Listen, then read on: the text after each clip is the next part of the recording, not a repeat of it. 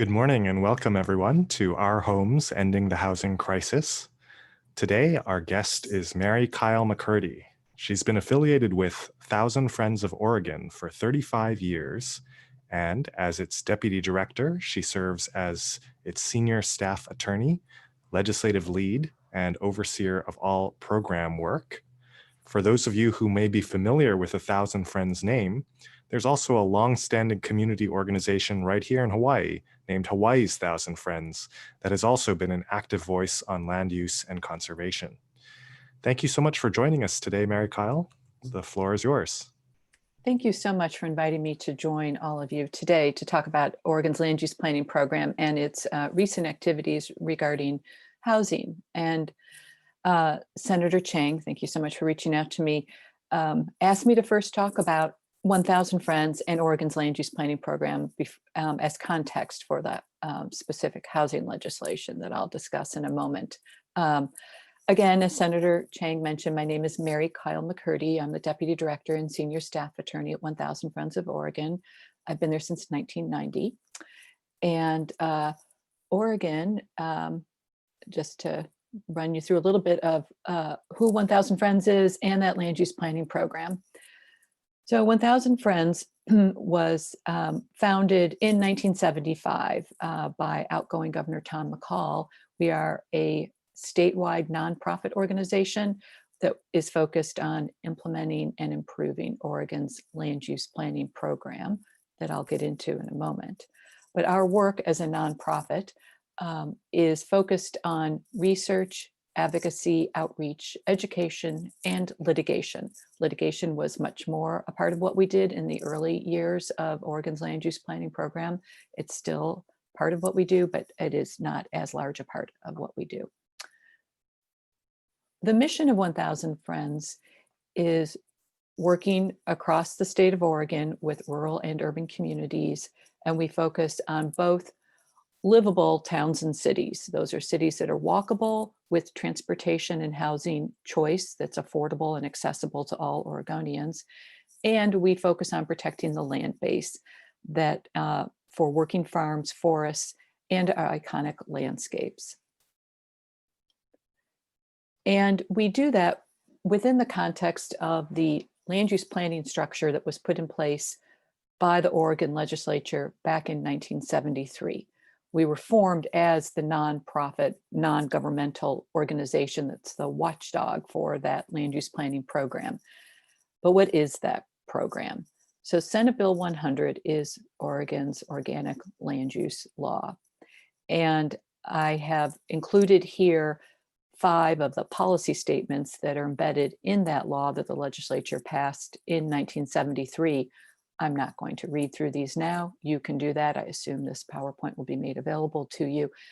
But you'll see I've highlighted a few words throughout it to illustrate the breadth of the Oregon land use planning program. It's comprehensive, it's statewide, every city and county must comply with it, and it impacts agricultural lands, transportation systems, housing, natural resources, small and large communities, etc. And I'll get into some of that in a moment, but those are 2 fundamental aspects of the land use planning program. It's statewide and it's comprehensive.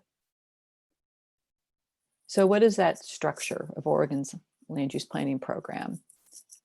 It starts with statutes. Again, Senate Bill 100 was adopted by the Oregon legislature. Subsequent to that, we have had several decades of legislation that both strengthens and weakens that original Oregon land use, or that original Senate Bill 100. That original legislation established a statewide commission, the Land Conservation and Development Commission, which is appointed by the governor and oversees the state agency that is charged with implementing Oregon's land use planning program, the Department of Land Conservation and Development. The role of that agency is to ensure that local governments are conforming to the law and to adopt administrative rules to put a little bit more meat on some of those statutory provisions that I just went over. And most significantly, the Land Conservation and Development Commission was charged by Senate Bill 100 with adopting a set of goals that would govern the policy outcomes of Oregon's land use planning program as it's implemented by cities and counties. So I previously showed on a slide some of the policy statements that the legislature adopted as part of Senate Bill 100. These statewide goals really parse those out and then go into more detail about each of those.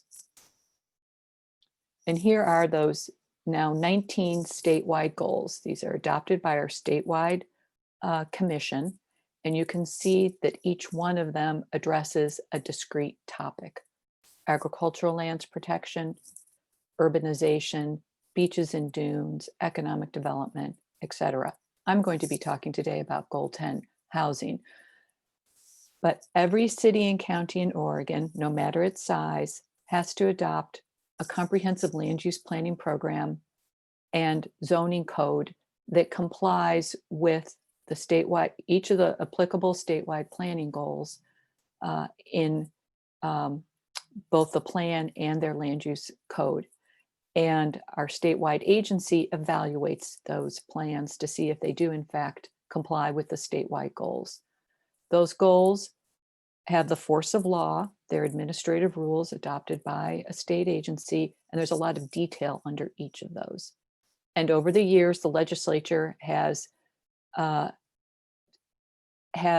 expressed how it believes some of these should be interpreted and carried out through legislation. And of course, there has been litigation on various aspects. So we now have a really robust body of policy and laws on each of these. Some have been more developed than others of the 19 statewide planning goals, but we have state statute, administrative rules, and case law as implemented by Oregon's 36 counties and 240 some cities. So I'll go over Goal 10, housing, because that's what brings us here today. As with all of the goals, Goal 10 starts with a broad policy statement, which is to provide for the housing needs of all Oregonians. And that means that every city in Oregon is supposed to provide land zoned adequately, enough land and land appropriately zoned to meet the housing needs of all Oregonians at price ranges and rent levels that are commensurate with their financial capabilities, and allowing for flexibility of housing in location, type, and density. Now, that was adopted in 1974, and there are guidelines and rules and statutes that have put more meaning to that. And just to focus on one particularly important statute that is really key to understanding how Goal 10 is carried out by all of Oregon's cities. This applies just to the cities. The state legislature has strengthened Goal 10, really. Some of the other goals have weakened a bit over the years, but this one they've strengthened. They've said, we really mean that means affordable housing opportunities in every city is a matter of statewide concern. And needed housing means at all price ranges and rent levels, and that means a diversity of housing types. Local governments, meaning cities in this instance, among other things, are required to undertake a periodic housing needs analysis, which projects housing needs for the next 20 years. They are supposed to plan and zone lands inside their urban growth boundaries to meet that housing need. Urban growth boundaries are also, just an aside, are also required by the Oregon Land Use Planning Program. Every city of every size in the state has an urban growth boundary around it that includes an approximate 20-year supply of land for all urban housing needs, residential, industrial, commercial, institutional, parks, etc. And every government is supposed to enact clear and objective standards for residential development, not discretionary, but clear and objective. So how are we doing? Actually, before I get to that, I do want to emphasize again, something that was really groundbreaking about Goal 10, and that is part of really how every Oregon city is supposed to function And it is very different from the ways in which many other places around the country function. And that is, every city in Oregon is supposed to zone land to meet the housing needs of all. That means single family and multifamily. It means smaller housing, smaller lots, attached housing. It means truly meeting the needs for a variety of different housing types and different zoning. No city is allowed to use exclusionary zoning practices. For example, zoning all of the land inside its city for large lot, single family zoning. It is an inclusive, even playing field approach. It doesn't mean that we have lived up to that, and that's what I'll get into in a moment. We are having in Oregon, in every community across the state, housing challenges and crises in many of our communities. And this is not new to Oregon or unique to Oregon.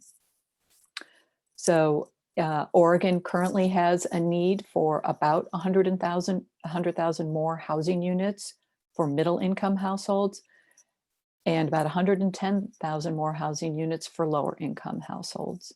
And that means building about 30,000 new housing units per year. Statewide, about 3/4 of our housing stock is single family housing. I should say that also statewide, every city of any size in Oregon, most of the land is zoned, most of the residential land is zoned for detached single family housing.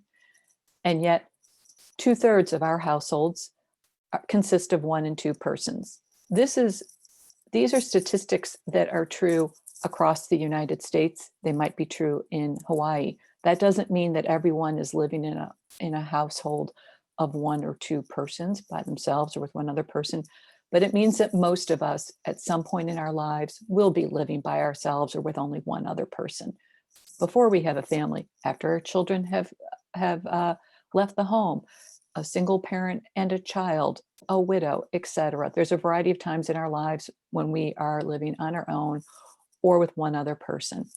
And yet in Oregon and many other places, we've had a structural mismatch between the zoning of our land and therefore what kind of housing we have seen built on it, and the changing household needs of Oregonians, both family size and income levels. And a detached single family house is generally the most expensive housing available. So that mismatch has been going on for decades and really caught up with Oregon and other West Coast states, certainly, over the last decade as populations increased, even during the recession in 2008-ish. So even though we've had a lot of building, we have a lot to go.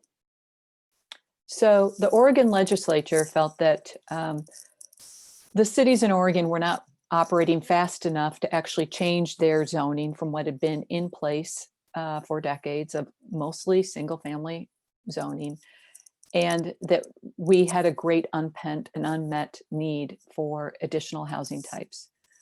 So in 2017, the Oregon legislature passed a bill that required accessory dwelling units throughout in every city over 2,500. We call them accessory dwelling units here. Sometimes they're called granny flats or alleyways. So every city over 2,500 in Oregon is required to allow the development of at least one ADU for every detached single family dwelling on each of those lots. And those can be subject to just reasonable local regulations relating to siting and design. And that ADU can be an interior one, an attached or detached structure that's used in connection with or accessory to that single family dwelling. And the legislature gave every city 1 year to comply. And that has largely happened. Actually, there's one city that is still in litigation about this, but other than that, all the rest of them have complied, so that every city in Oregon over 2,500, that's the vast majority of our cities, now has to allow a ADU on every single family lot. If you're interested in how that is working out in different cities and what are the potential barriers and ways of overcoming those barriers to actually seeing production of ADUs, I can talk about that in the question and answer if you'd like. But the legislature also found that this wasn't enough and they needed to do more to truly provide housing that meets the needs of all Oregonians in every community. So in 2019, the legislature passed House Bill 2001, or our Middle Housing Bill. And I'll go through the requirements of House Bill 2001, which we're in the very midst of implementing.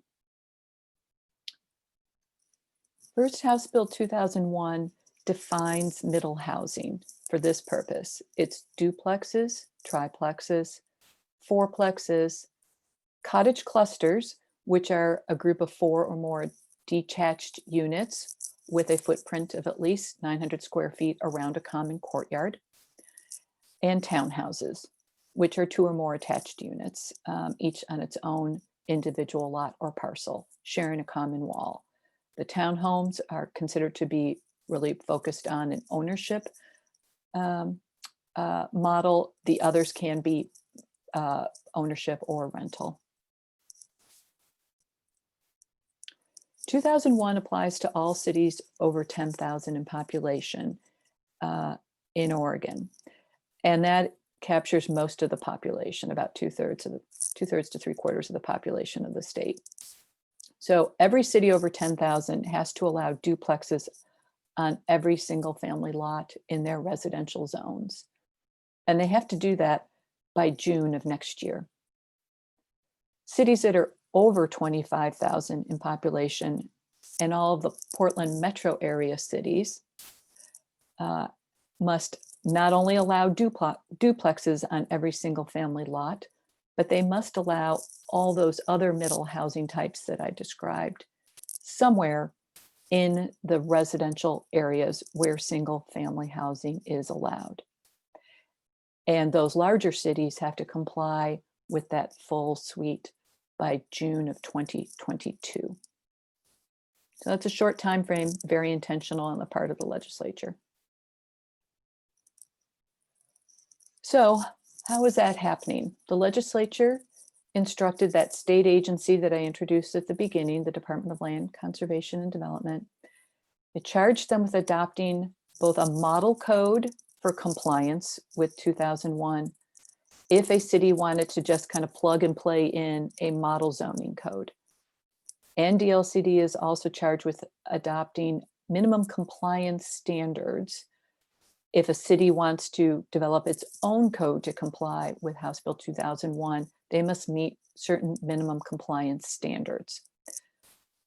We are right now in the midst of that process. Our state agency has to adopt a final version of the model code and minimum compliance standards by the end of this year. And they are on track to do that. They've actually already adopted the duplex portion that I described, and they're now coming to the end and will be soon adopting in November the aspects related to the other middle housing types. Local governments that do not comply by those required dates of June of 2021 and June of 2022 will be required to adopt the model code and apply it directly. House Bill 2001 has some other provisions of interest that I wanted to mention. So for example, local governments may still regulate siting and design of middle housing, as long as those siting and design regulations do not individually or cumulatively discourage the development of that middle housing through cost or delay. And local governments may also regulate middle housing to comply with protective measures, meaning measures that a local government has in place that protect natural resources or a riparian area, for example. And then in implementing House Bill 2001, local governments are supposed to consider ways to increase the affordability of that middle housing. They're not required to adopt anything related to affordability. And organizations like mine and others are working right now on the ground in various cities to encourage and recommend and provide options for actually building in some affordability methodologies into the middle housing. But the middle housing bill is primarily a housing production bill aimed at relatively more affordable housing types. There are also some limited time extensions that are available for cities for limited infrastructure deficiencies that might impede for a time period the ability to provide infrastructure to meet the middle housing. But that's a pretty limited extension opportunity. House Bill 2001 also prohibits homeowner association agreements and any deed restrictions that are adopted after the date of the bill from prohibiting or unreasonably restricting any of these middle housing types. It doesn't undo existing ones, but it prohibits future ones. And finally, I've been asked often, how did this bill pass, House Bill 2001? It's comprehensive. It has tight deadlines. There is funding in it to have a model code and minimum compliance. It will automatically go into effect if a local government is recalcitrant. And it also provides funding for local governments to do the work. You're seeing on your screen 27 organizations that came together to support this legislation. And this is one aspect of what made this bill possible. And while you're not going to recognize many of these organizations, I think you will recognize the names of some of them: AARP, the Realtors Association, environmental organizations, transit advocates, affordable housing providers like Habitat for Humanity, a business organization, two business organizations, community-based organizations, our statewide tenants advocacy organization. The 27 organizations that came together to support this bill include organizations that normally do not lend their logos to endorse the same bill. For example, the Realtors and a statewide tenants organization. But we all came together in support of this bill. That was one key element of why this bill passed. The other elements were, it was the primary legislative priority for the Speaker of the Oregon House, Representative Tina Kotek. It was her primary legislation that she wanted to get passed in 2019. And it had bipartisan support. It also had bipartisan opposition, but it had bipartisan support. So the Speaker of the House being behind it and leading it, bipartisan support, and this array of nonprofit and business associations and community organizations supporting it was critical. The bill did not pass until the last hours of the last day of our legislative session, a session that was marked by 2 walkouts of part of our legislative body. So we weren't sure it was ever going to get a vote, but it did in the last hours of that last day. So it was a bit of a nail biter, but it did happen. And in a time when significant bipartisan supported legislation isn't always easy to get passed, but it did. And we are now in the process of seeing it implemented and having the state agency adopt the rules that really puts the meat on the bones of the legislation. And I'm happy to answer any questions that any of you may have. Thank you. Thank you so much, Mary Kyle. That was a fantastic presentation and very thorough, and a great description of a landmark bill in Oregon. So to zoom out just a little bit, given that your organization has a mission of reducing the pressure of urbanizing farmland, forests, other natural areas, maintaining Oregon's urban growth boundaries, how successful has that mission been on the big picture since SB 100 was first adopted? that mission has been successful, certainly relative to other states. So um, the Oregon Land Use Planning Program, actually goal 14 is our urbanization goal, and it requires every city of every size in Oregon to have an urban growth boundary that, as I mentioned, includes up to a 20-year supply of land for all uses. And that urban growth boundary can expand if the population and or employment projections for the next 20 years justify adding additional land to meet that need. And our urban growth boundaries certainly have expanded, but they can expand. But if there is a need shown for additional land, the last choice in the priority system is the best farm and forest land. So that has worked actually remarkably well to limit sprawling development outside of our urban growth boundaries. You don't see leapfrog subdivisions and scattered development other than what might have existed prior to the land use planning program, but that doesn't happen. We have the land use planning program establishes a thoughtful community-based process for determining whether or not an urban growth boundary needs to expand, and if so, by how much and where and for what purposes. Doesn't mean it's not contentious. It's often contentious. It's some of the litigation that I've been involved with over the time that I've been with 1,000 Friends. But Oregonians support their farm and forest lands and natural resources. That doesn't mean we don't have sprawl inside our urban growth boundaries. We definitely do. And as you've noticed, we have a lot of goals that also address those development patterns inside urban growth boundaries. And 1,000 Friends works on both sides of that urban growth boundary, because it doesn't work unless you're working on both sides. And livable communities is absolutely essential to protecting working lands and natural resources too. We need to have communities that meet the affordability and economic and livability needs of all Oregonians. So we have to really focus on both aspects.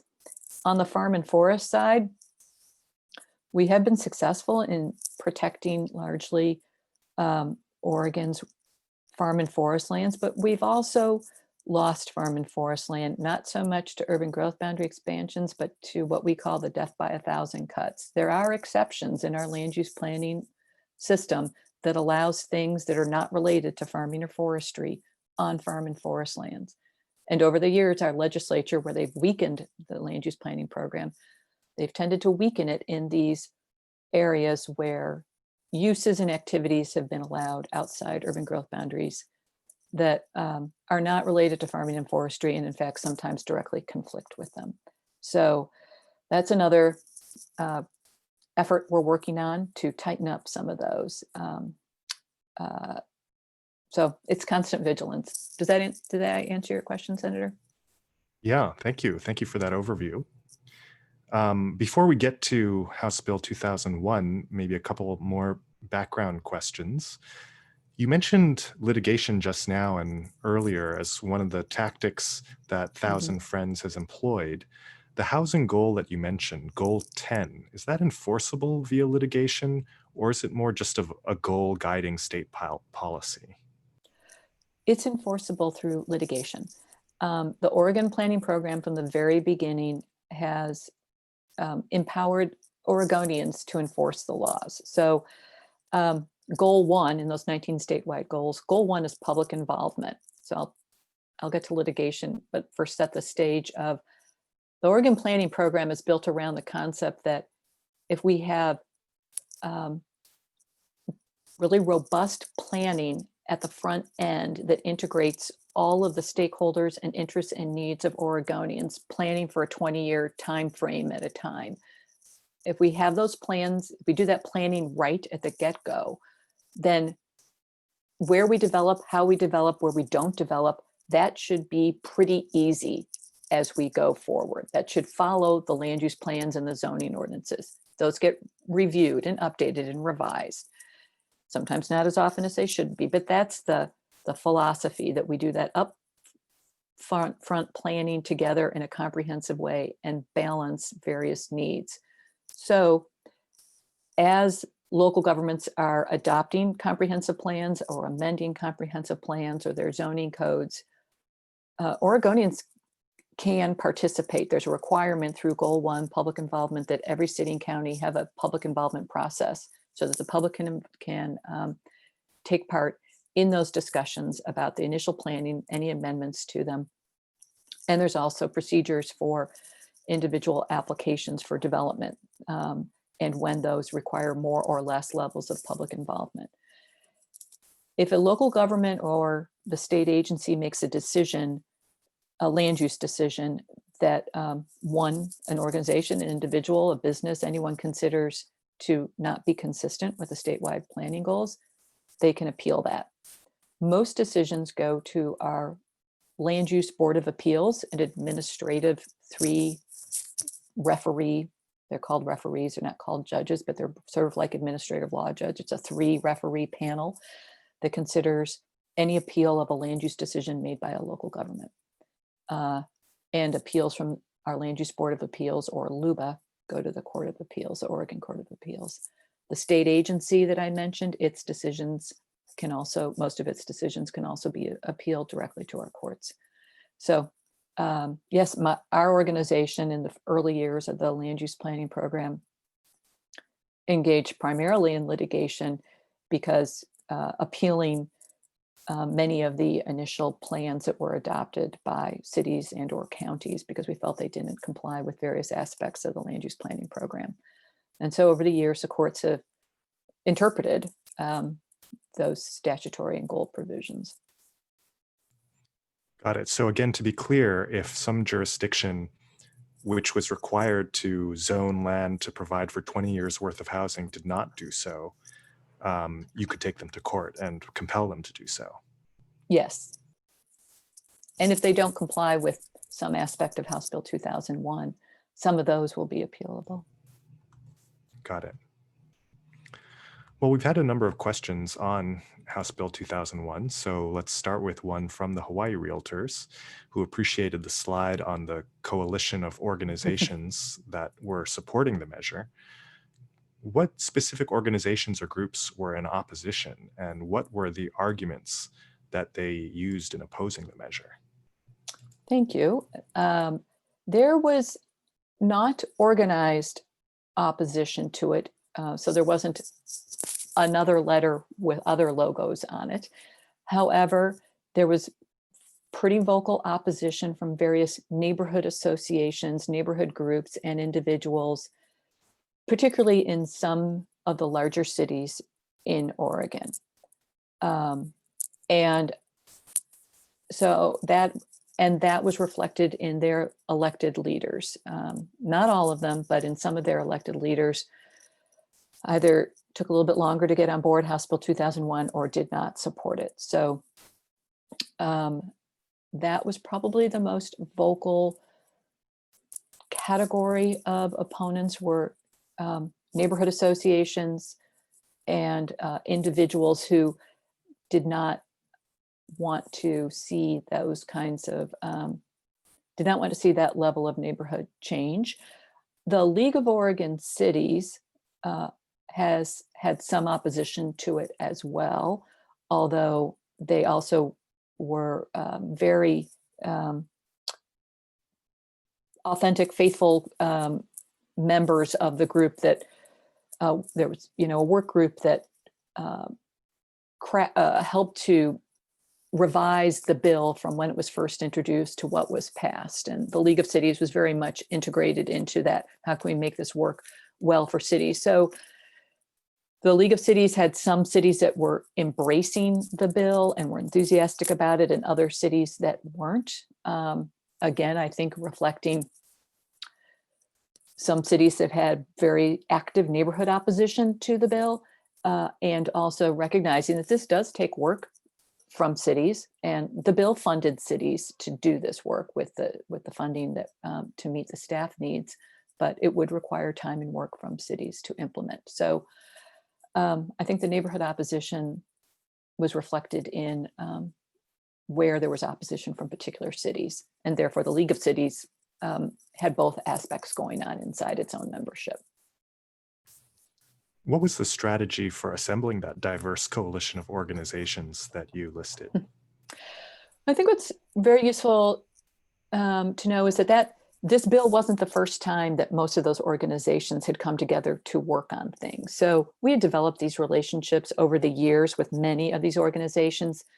And if my organization hadn't worked with one of the organizations, someone had who had already signed on to it. So there was just a lot of knowledge and trust about understanding the where these various organizations had shared values. So I'll just take as an example the Home Builders Association of Oregon. 1000 Friends has worked both alongside and in complete opposition to the home builders since the day of Senate Bill 100 was passed. We know where we work together, and we know where we're going to have differences of opinion. But where we work together, we trust one another and we work on those common things together. So I think that's reflected in the groups that came together with their logos. Have any of the jurisdictions actually adopted the changes mandated by House Bill 2001 yet, or because it's still in process, none of them have yet? Some cities already had in place some aspects of 2001 or were in process of adopting some of those to make it easier to build duplexes and other middle housing in some places. So I think, as I mentioned, there were several that were just, enthusiastic about this coming. And I think want to make sure that what they already have in place or what they are thinking about is consistent with 2001. I think a city that has gone beyond 2001 is the city of Portland. The city of Portland earlier this year passed its residential infill program, which it is consistent with 2001, but goes further in allowing up to 6 plexes on single family lots if there's an affordability, if some of those units are affordable. And so it's even more liberal than that. So Portland has gone the farthest, but there's other cities of various sizes in different parts of the state that have some parts of 2001. I think we will see the duplex aspect complied with very quickly. But those deadlines are coming up. So I think a lot of cities just want to make sure that what they have in place complies.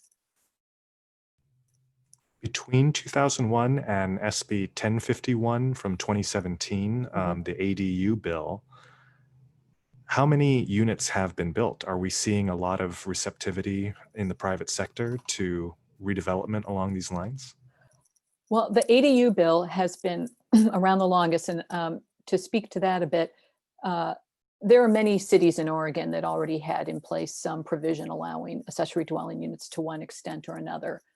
And including every city in the Portland metropolitan area, which is 24 cities, all were required to allow ADUs at least inside the existing single family structure. But cities have been on their own, even without that legislation, making a more liberal use of ADUs. But since that legislation has gone into place, we have seen that cities that eliminated or never enacted certain barriers to ADUs are actually seeing more ADU production. So I'll talk about the city of Portland again. The city of Portland has allowed ADUs pretty liberally for several years, but if there's a graph that shows this quite literally, when the city of Portland eliminated any fees associated with ADUs.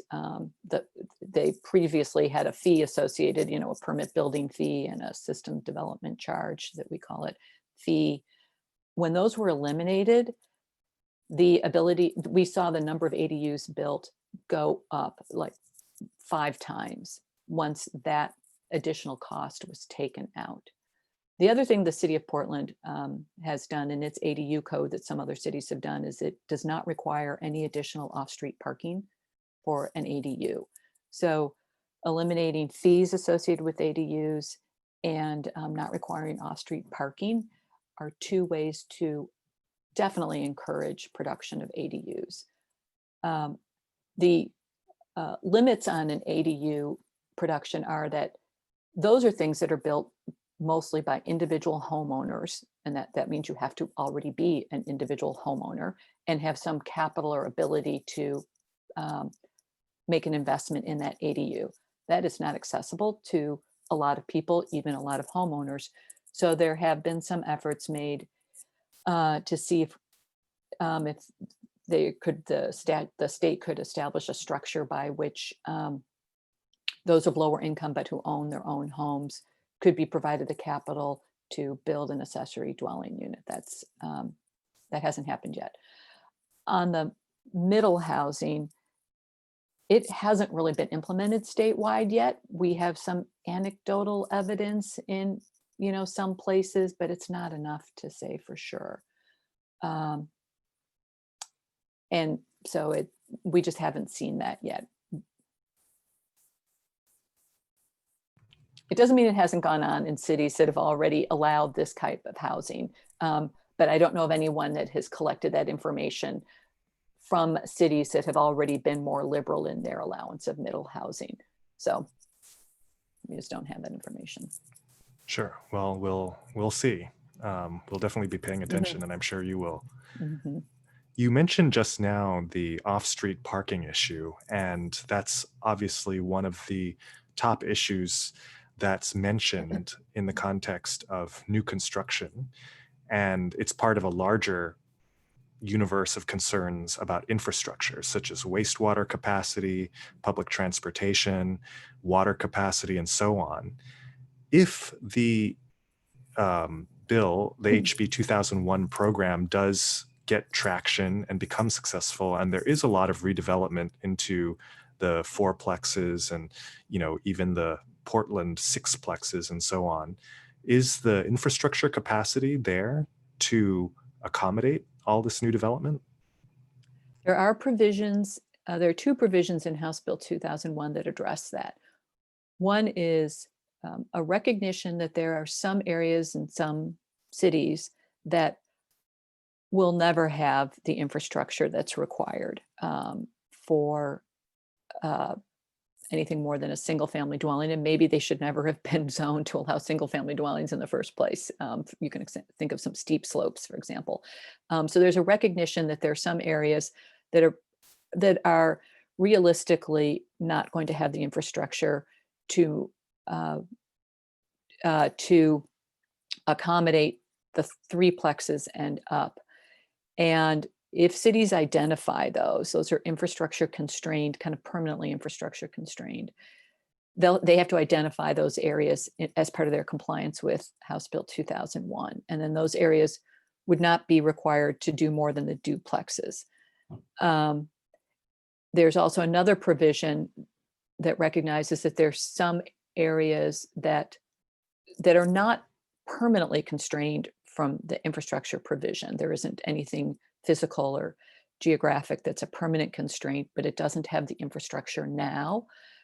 Cities that have neighborhoods that meet that must make a proposal to the state agency and say, this part of our city doesn't have sewage system yet, but it's in our plan to provide that sewage. They're on septic systems, but we're going to provide sewers to them over this time frame. Here's our plan for how and when we're going to provide that.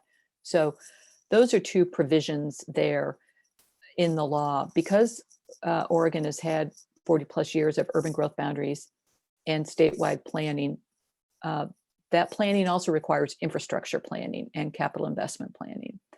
And therefore, if land is inside an urban growth boundary already, there's an expectation that there will be urban services provided to it, unless it's in an area that is sort of permanently constrained, floodplains, steep slopes that have little or no development in them. None of these areas is exempt. If they allow single family housing, they have to allow a duplex. And I think it would be hard to justify why, on a factual basis, a duplex would cause an increased impact on infrastructure versus a single family house, when a single family house might have, say, 4 or 5 people in it in a family, and a duplex might have the same number split between two halves of the same size structure.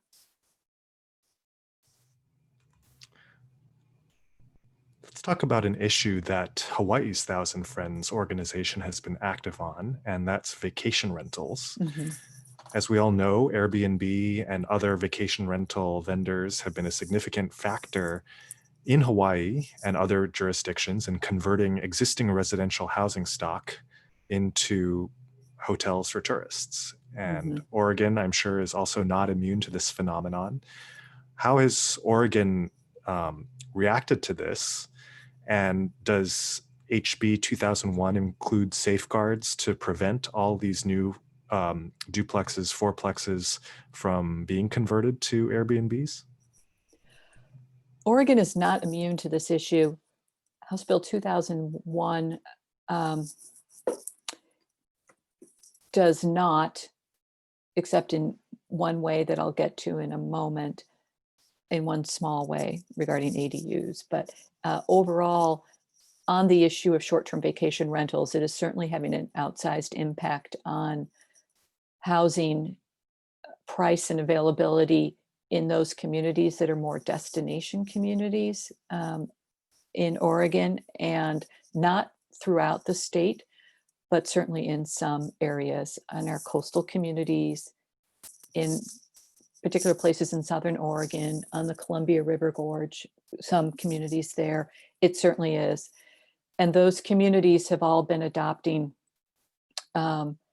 different strategies to deal with it, some of which have been more or less successful in that, but we don't have a statewide law on that.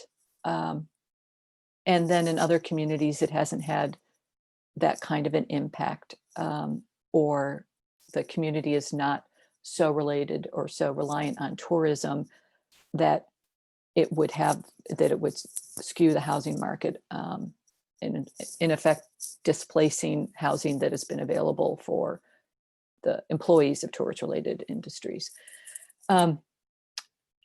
The House Bill 2001 does have one element that does talk about short-term rentals, and it is about ADUs. And it says that it instructs that when local governments are complying with accessory dwelling units, they cannot impose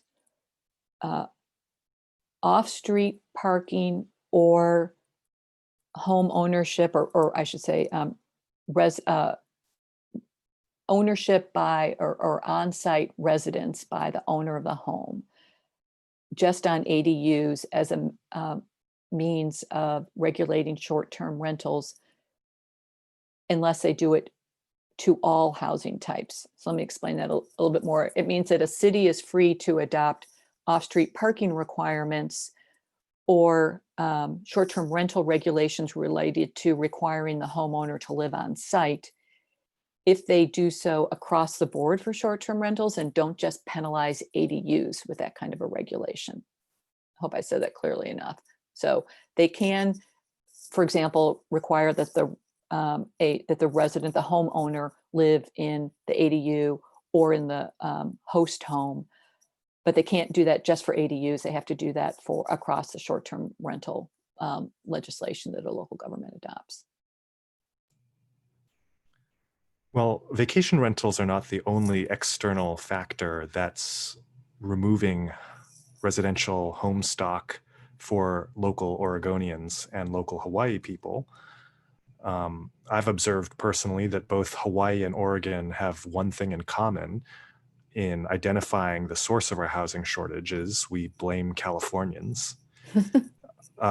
Is there a concern that HB 2001 will simply create a bunch of new housing stock that will be promptly occupied by Californians fleeing the home prices of the Bay Area? Is that a problem if there were a large-scale exodus of Californians north to Oregon, or is it just something that we need to adapt to? Well, I can speak on our perspectives and the perspective of those who endorsed House Bill 2001. I certainly can't speak for Hawaii. But in Oregon, we know we have a shortage of housing, and we also know that supply alone is not the answer to affordability, but we need many tools in the toolbox. And what you were describing is already happening in Oregon, and it is happening and impacting largely lower income communities where land prices are less, both the high and low income neighborhoods, but the impact has been of the tear downs and rebuilds and those sorts of things, or buying up housing stock, had a disproportionate impact on lower income neighborhoods. And we know that's happening now because there is not enough housing for all of those who want it, whether they are returning to Oregon or whether they are coming from California or anywhere else. And so that's happening. And we do not have enough supply to meet the needs of all Oregonians. And therefore, we know we need to increase the supply of housing, and we need to increase the supply of diverse housing types. We have an oversupply of single family housing on detached lots, detached single family housing on each on its own lot. We've got an oversupply of that. We have plenty of zoned land for that. We need to rezone some of that land. That's what House Bill 2001 will do, either rezone or allow more housing types on those lands. So it's not just a matter of numbers of housing units. 2001 is really aimed at making sure we're getting relatively more affordable housing types on those lots.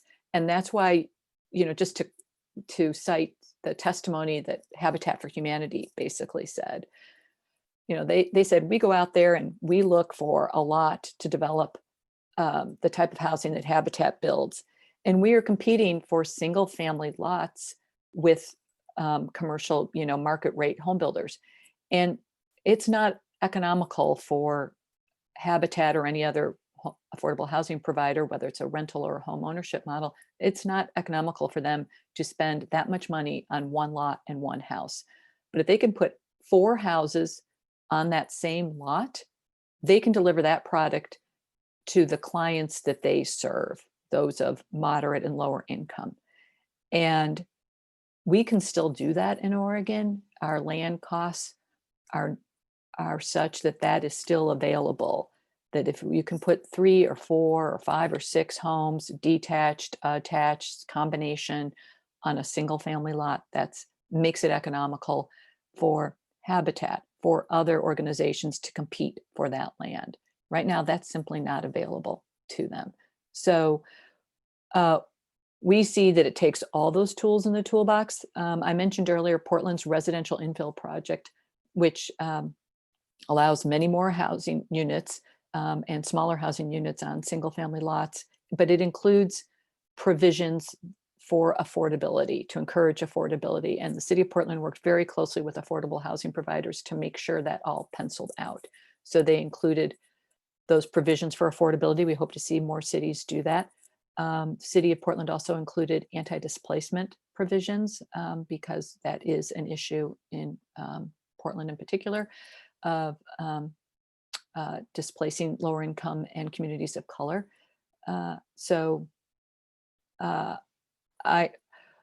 The arguments that you cited are certainly some that people have used here to oppose that type of housing.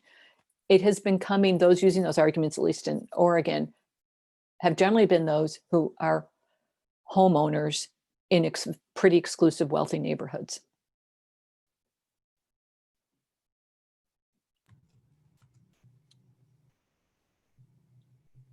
Okay, well, we've talked a lot about HB 2001, and it's certainly a landmark law. It's, I think, the first time any state has adopted a provision of this type to basically rezone all the single family residential land into multifamily.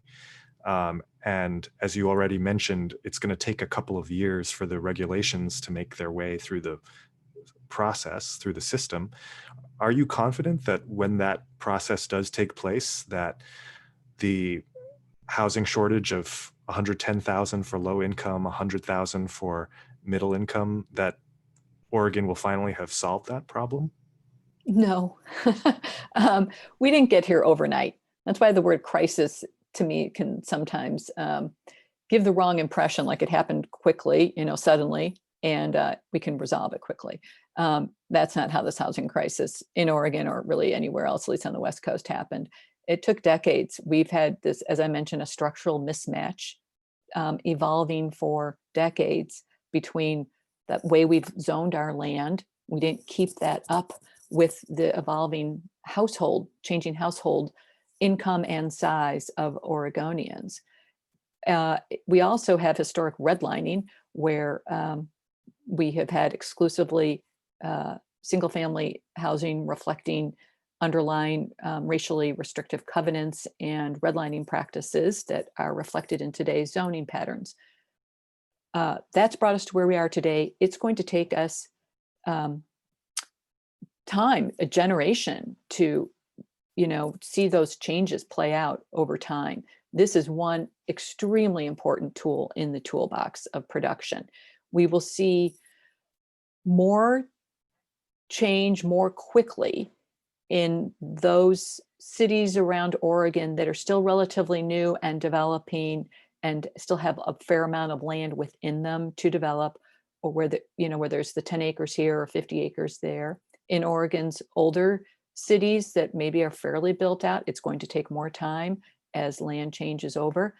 But it's one tool in the toolbox, but it's absolutely essential.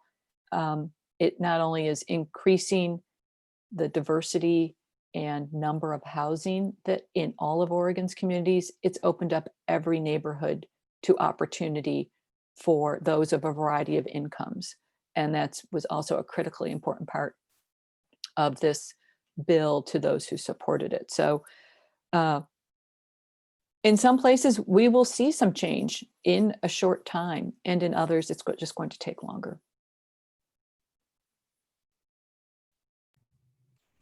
Okay.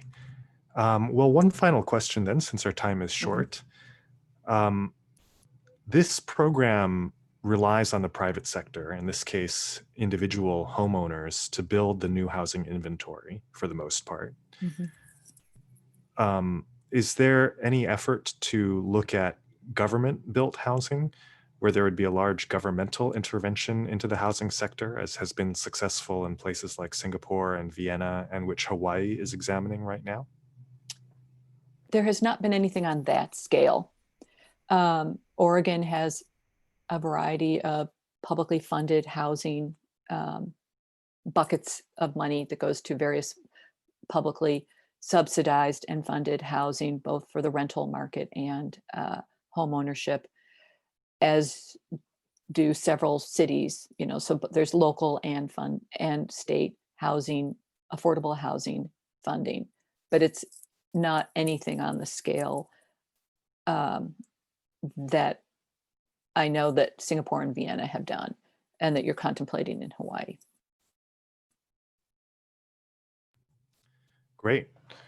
Well, Mary Kyle, we're very appreciative of your presentation today and taking the time to answer so many questions from us in Hawaii. I see that you've provided your email and your address for people to reach out to you, which is very generous of you. No problem. Thank you so much for joining us on Our Homes, Ending the Housing Crisis today. I am honored to be here, and thank you so much for inviting me. And please, if anyone has any questions, follow up with an email to me. Thank you so much. And Great. Good luck. Thank you so much. You too.